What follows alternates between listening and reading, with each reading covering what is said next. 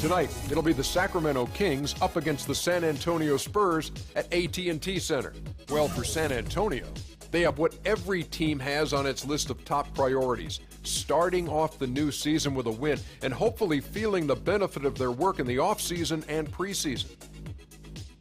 So is there any reason to believe, Shaq, that Greg Popovich won't have the Spurs right there in the hunt again this year? The Spurs should be the favorite, Ernie. They have their core intact.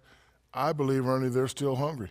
Yeah, they were driven really last spring by the thought of how close they came the year before. There's no revenge in the cards this time, however. No revenge, but one word that comes to mind, Ernie, is unselfish. They play so unselfish from 1 through 15. These guys are very unselfish.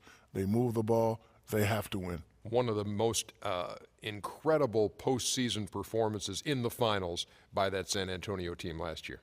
I agree. You know, they came in with the revenge factor. They played very well. It won't be easy for them to repeat. However, if they play the same way they played all year, they're still my favorites. Just about time to tip it off. We'll see you next time.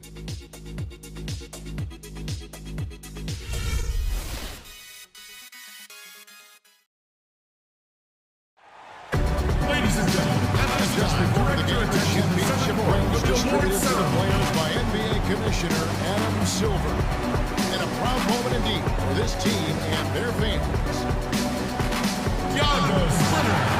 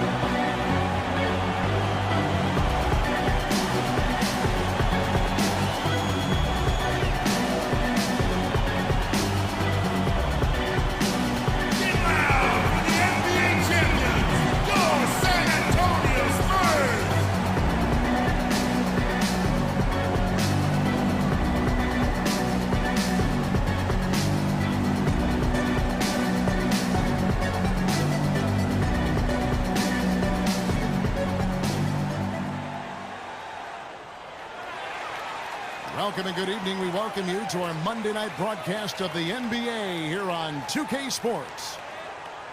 Just a single game here at home. After this one, it's back on the road for the Spurs. Clark, this is the first they're seeing of Sacramento. They were able to sweep the season series last year, completely controlling the play in each game. And as you'd expect, I mean, this was a lopsided season series a year ago. Outside Collison. Now the dish to Cousins.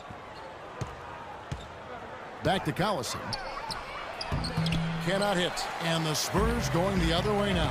We've got a chance here to set the floor, courtesy of Gatorade. All fueled up and ready to go for this one. On the court for Sacramento. Up front is Thompson and Cousins. And so far, it's been a closely contested game as we get the second quarter up and going. And looking at what we've seen from the Spurs so far, guys, what do you think? And that first quarter was all about pace, guys, because this club really got out into transition, and that's how they built this lead. They like to play fast, and they're doing a nice job filling the lanes.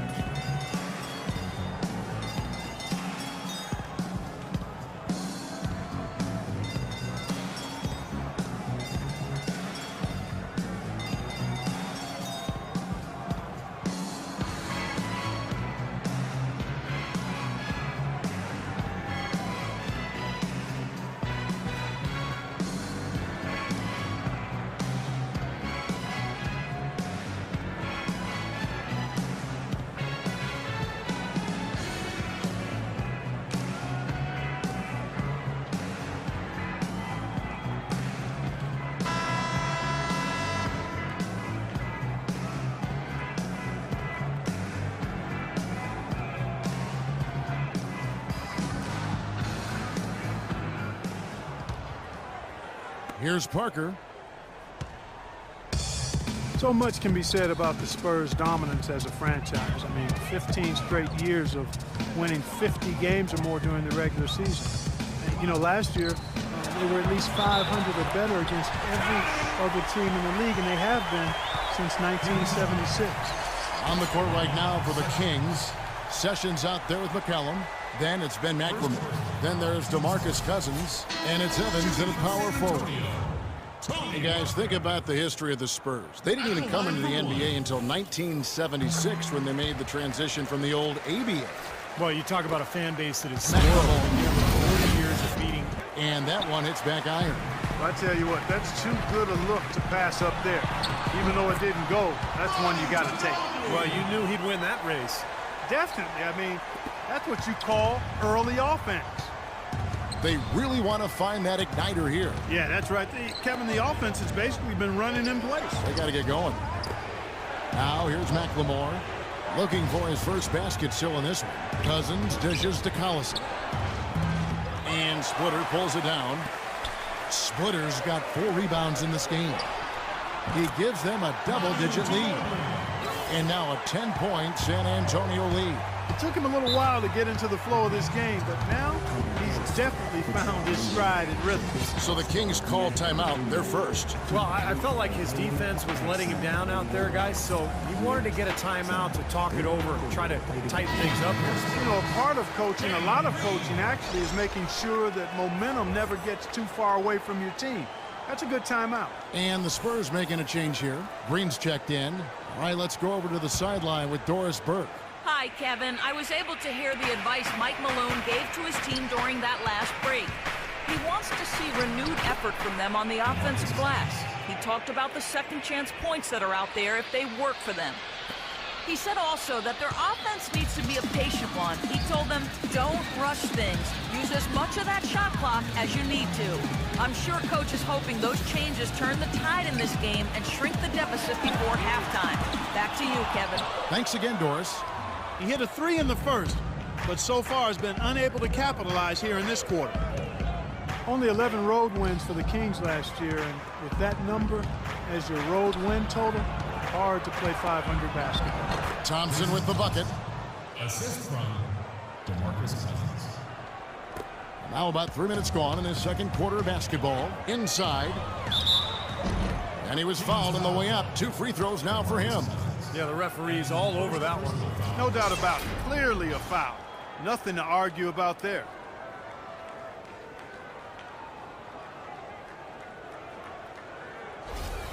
The Spurs shooting their 6th and 7th free throw attempts tonight.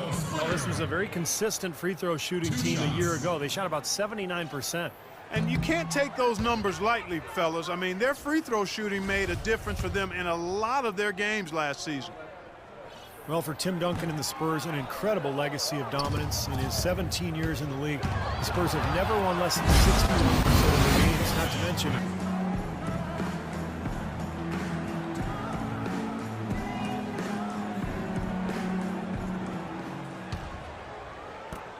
And so it's San Antonio with it. They've led by as much as 10. Green teams with Leonard on the wings. Down low, it's Duncan and Splitter. And it's Parker in at the 1. That's the San Antonio 5. It's Splitter atop the key. And it's going to be 2 free throws. Drew contact on the shot. Here is the 2K leaderboard with last season's top passing teams. Number 1, the Spurs. Wasn't it fun to watch this club, the way they moved the ball and shared it and played so unselfishly? That's why you saw those great assist numbers. For San Antonio, they have converted 4 of 7 free throws on the night. 2 shots.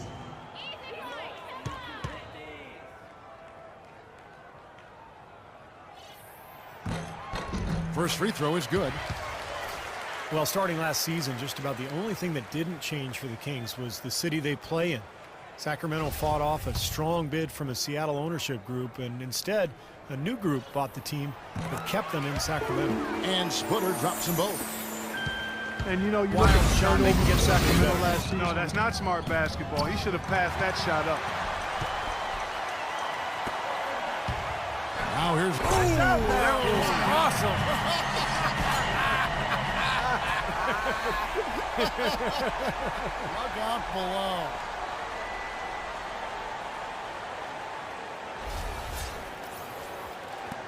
.104 left in the third. Collison, the pass to Stauskas. Cousins with a screen on Green. Stauskas kicks to McLemore. Offline with his three. For San Antonio, they've gone 6 of 10 from the field in the third quarter. It's Parker with the drive. And that one's good. And now it's a 3-point Spurs lead. They're straying away from the 3-point game here in the... The 11-footer, and he connects with the jumper. Gay's got the lead up to 2 now for Sacramento. Now it appears an injury out on the floor, and that does not look like any fun. No, this is the last thing you ever want to see in a game. You know, at this point, we can just knock on wood, say a prayer, and wish him the best.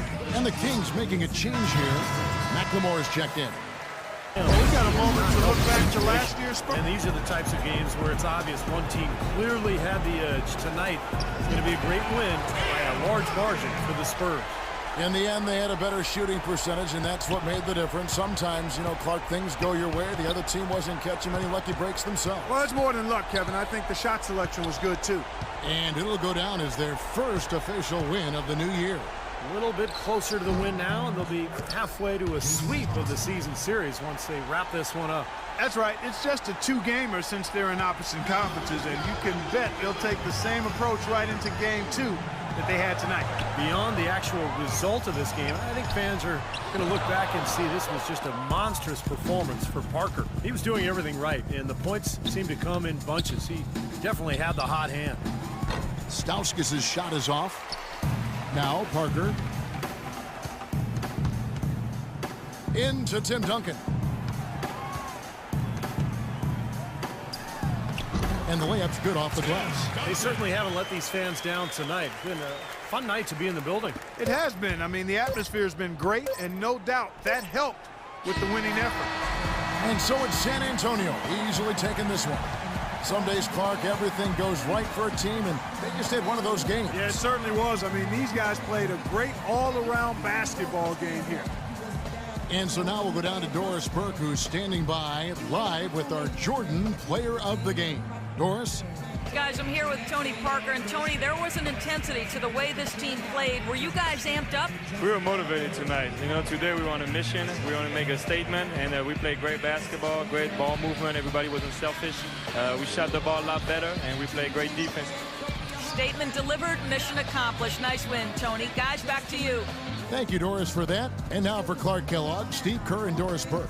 This is Kevin Harlan saying see you next time as we present our Jordan Player of the Game, Tony Parker.